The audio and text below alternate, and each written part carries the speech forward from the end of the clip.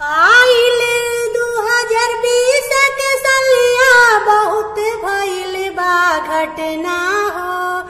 आइल 2020 के सलिया बड़ी होइल रहे घटना हो, बहुत होइल रहे घटना।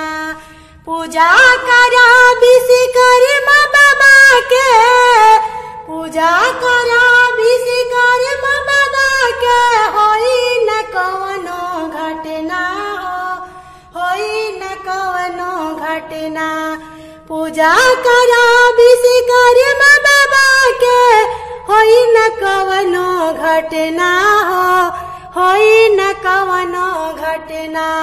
पूजब रोज चरनिया सांझ सवेरे दोपहरिया, होई है विश्वकर्मा बाबा हम पे सहैया, भरी है हमरो झोलिया।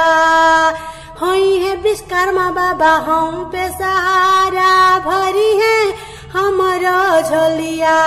हसीन मजेदार बा, हसीन मजेदार बा, नैया पार करी। हसीन मजेदार बा, नैया पार करी।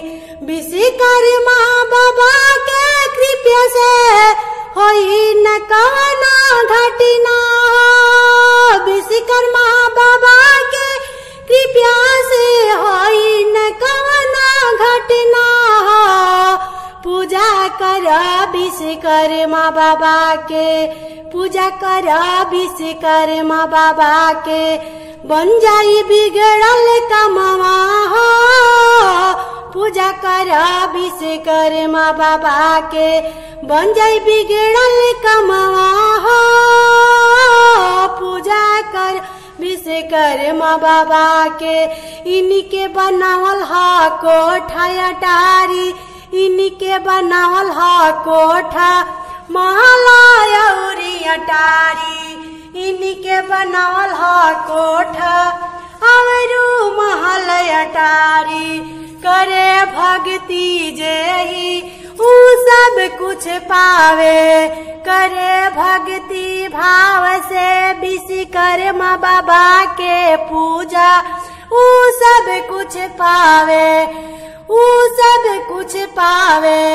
धन संपत्ति से घर भर जाई, जिंदगी खुशहाल हो जाई। कृपा होई विश्वकर्मा बाबा के, बिगड़ल काम बन जाई हो, बिगड़ल काम बन जाई हो, बिगड़ल काम बन जाई।